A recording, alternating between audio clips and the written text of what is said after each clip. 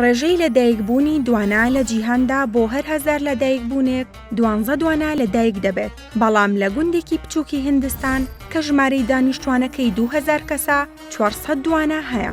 دیاردەیەکی سەرنجڕاکێشە کاتێک دەبینیت لە هەر ماڵێکی ئەم گوندە لایەنی کەم دوانەیەک هەیە. هەرچەندە زانایان ماوەیەکی زۆرە هەوڵی گەڕان بە دوای ئەم نهێنیە دەدەن، بەڵام تا ئێستا هیچ ڕوونکردنەوەیەکی پێویستی زانستی نییە. لە ویلایەتی کیرالا لە هیندستان گوندی کۆدنهی هەیە و لە ساتی چوونە ناو گوندەکە بە تەواوی سروشتی دەردەکەوێت وەک زۆرێک لە گوندەکانی دیکە.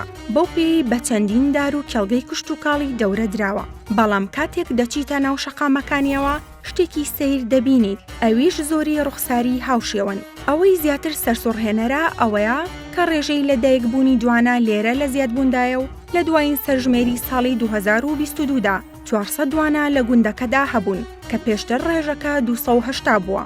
دوای بڵاوبوونەوەی هەواڵی گوندی کۆدنهی لەبەر ئەو ژمارە زۆرەی لەدایکبوونی دوانا لە ساڵی 2016 ژمارەیەک توێژە لە هیندستان و ئینگلتەرا و ئەڵمانیا سەردانی کۆدنهیان کرد و نمونەی قژ و لیکی خەڵکەکان کۆکردەوە بۆ لێکۆڵینەوە لە DNA دانیشتوانەکەی. بەڵام تەنانەت ئەم لێکۆڵینەوە بەرفراوانە نەیتوانی وەڵامی ئەو پرسیارە ئاشکرا بکات کە لە پشت ئەم ژمارە زۆرەی دوانەکانەوە هەیە.